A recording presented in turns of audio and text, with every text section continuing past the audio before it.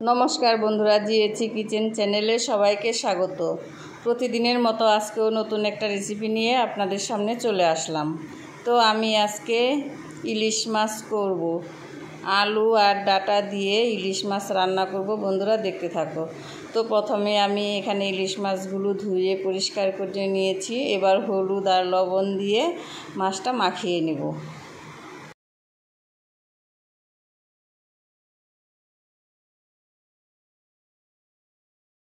তো কড়াইতে তেল দিয়েছি, তেলটা গরম হয়ে গেছে। এবার মাছগুলো দিয়ে দিচ্ছি। তো মাছগুলো দিয়ে আমি উল্টিয়ে পাল্টিয়ে ভেজে নেব। তো এক পাশ ভাজা হয়ে গেছে, এবার উল্টিয়ে দিলাম।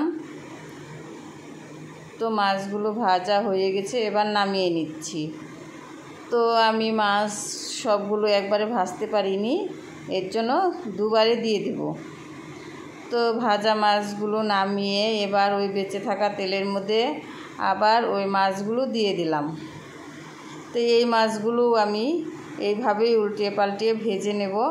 তো ইলিশ মাছ বেশি ভাজার দরকার নেই, একটু হালকা করে ভেজে নিলেই হয়। তো এই মাছগুলোও ভাজা হয়ে গেছে, এবার নামিয়ে নিচ্ছি।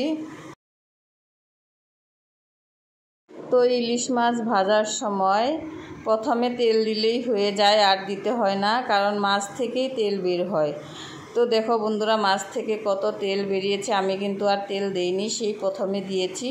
তো ওই বেঁচে থাকা তেলের মধ্যে আমি জিরা ফোড়ন দিয়ে দিলাম। তো ফোড়নটা লাল লাল হয়ে গেছে, এর মধ্যে আমি আলু আর ডাটা দিয়ে দিলাম।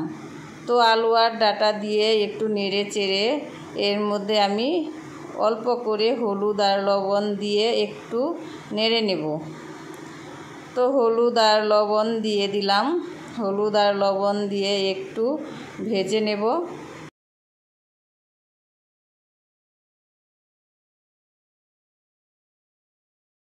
তো হলুদ আর লবণ দিয়ে সবজিটা একটু ভেজে নিলাম। এবার এর মধ্যে সব মশলাগুলো দিয়ে দিব।